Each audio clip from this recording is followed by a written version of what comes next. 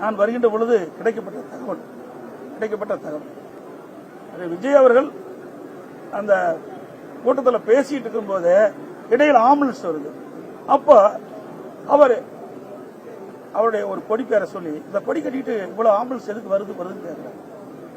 இதெல்லாம் மிகப்பெரிய சந்தேகத்தை எழுப்பி ஆக எங்கே விழுதுன்னு அவருக்கு எப்படி ஆம்புலன்ஸ்காரங்களுக்கு தெரியும்? கூட்டம் நடத்துறாங்க, மேல இருக்கிறாங்க, மேல ஏறி பாத்தீங்கன்னா எல்லாமே தெரியும். நானும் கூட்டத்தில் போய் 163 தொகுதிக்கு போயிட்டு வந்திருக்கிறேன். மேல இருந்து பார்த்தா எல்லாமே தெரியும். அப்படி முன்கூட்டியே பல ஆம்புலன்ஸ் விரைந்து சைலண்ட் ஒளியில் வந்துகிட்டு இருக்கும்போது அவர் சொல்றாரு, எதுக்கு இந்த ஆம்புலன்ஸ் வருதுன்னு அவர் அந்த கூட்டத்திலேயே பேசுறது தொலைக்காட்சியில் பார்த்தேன். ஆக இதெல்லாம் ஒரு சந்தேகம் இருக்குது. இதெல்லாம் ஒரு முழுமையாக விசாரிக்கப்பட வேண்டும் என்பதுதான். 27,000 பேர் கலந்துட்டாங்கன்னு சொல்லி போலீசார் விளக்கம் கொடுத்திருக்காங்க. அவங்க கிரௌட் அதிகமா வந்துச்சு, எங்கிட்ட கேட்ட அனுமதியில 10,000 பேர் தான் கலந்துக்குவாங்கன்னு சொன்னாங்க. அவங்க 27,000 பேர் வந்தது எங்களால என்ன பண்ண முடியும்? 4 மாவட்டத்தில் நடந்திருக்கு. 4 மாவட்டத்தில் இதே கட்சியுடைய தலைவர் பொதுக்கூட்டம் நடத்தியிருக்கார். அந்த பொதுக்கூட்டத்தில் எவ்வளவு பேர் வந்து கலந்துட்டாங்க, எவ்வளவு பேர் எழுதி கொடுத்தான்னு இந்த காவல்துறைக்கு தெரியாதா? இந்த அரசாங்கத்துக்கு தெரியாதா? ஆகவே அவருடைய கடமையிலிருந்து தட்டி கலப்பதற்காக இந்த அறிவிப்பை கொடுத்திருப்பதை நான் கருதுகிறேன். சார், இந்த நிகழ்வுக்கு பொறுப்பேற்று விஜய் மீது நடவடிக்கை எடுக்கப்படும். இதையெல்லாம் நீங்க கேட்கிற கேள்வி எல்லாம் ஒரு கற்பனையான கேள்வியை தான் நான் பாக்குறேன். நடவடிக்கை எடுப்பாங்களா, எடுக்க மாட்டாங்களா? இவ்வளவு பெரிய துயரம் நடந்தது, அதைத்தான் பார்க்கணும். இன்றைக்கு போன உயிர் மேல புரியும். நம்ம குடும்பத்தில் ஒருத்தர் இழந்தா நமக்கு எவ்வளவு வேதனை நினைக்கணும்.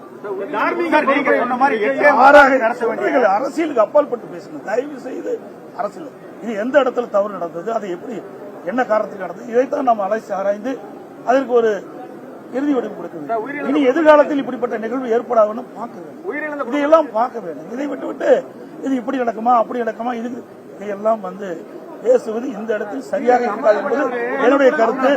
அது மட்டும் இல்ல, இப்படி அந்த மக்களை பார்க்கவே இல்லை. நான் சொல்றேன், மதிப்பு முடியாத விலை மதிக்க முடியாத உயிரை இழந்து இருக்கிறோம். இந்த நேரத்தில் ஒவ்வொருவரும் எந்த மனநிலையில் இருப்பார் என்று நமக்கு தெரியாது. ஒவ்வொருவரும் ஒரு மனநிலையில் எப்படி இருப்பார் நமக்கு தெரியாது. எங்களை பொறுத்த வரைக்கும், இயக்கத்தை பொறுத்த வரைக்கும் மனித உயிர் முக்கியம். மக்கள் அரசியல் கட்சி தலைவர்கள் கூட்டத்தில் கலந்து கொள்கின்ற பொழுது அந்த கலந்து கொண்டிருக்கின்ற மக்களுக்கு எவ்வித பாதிப்பும் இல்லாமல் இருக்க வேண்டும் என்பது நினைப்பார். இனி எதிர்காலத்தில் இப்படிப்பட்ட நிகழ்வு ஏற்படக்கூடாது. அதைத்தான் நான் இன்னைக்கு சொல்லிட்டு இருக்கிறேன். நடந்த நிகழ்வு மிக மிக ஒரு கொடூரமான நிகழ்வாத்தான் நான் பார்க்கிறேன்.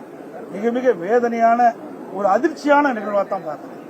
இன்றைக்கு நான் ஏற்கனவே குறிப்பிட்டதை போல இன்றைக்கு இதுவரை தமிழகத்திலும் சரி இந்தியாவிலும் சரி ஒரு அரசியல் கட்சி பொதுக்கூட்டத்தில் இவ்வளவு பேர் இறந்ததாக தெரியவில்லை. எனக்கு தெரிந்தவரை தெரியவில்லை.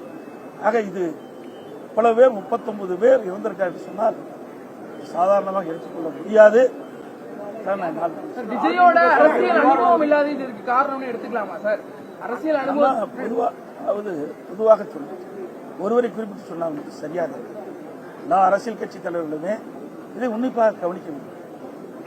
இன்றைக்கு மற்ற கட்சிகள் எல்லாம் அனுபவம் உள்ள கட்சிகள். அந்த அனுபவம் உள்ள கட்சியை சேர்ந்த தலைவர்கள், அவருடைய தொண்டர்கள் இருக்காங்க, நிர்வாகிகள் இருக்காங்க, ஒரு கட்டமைப்பு இருக்கு.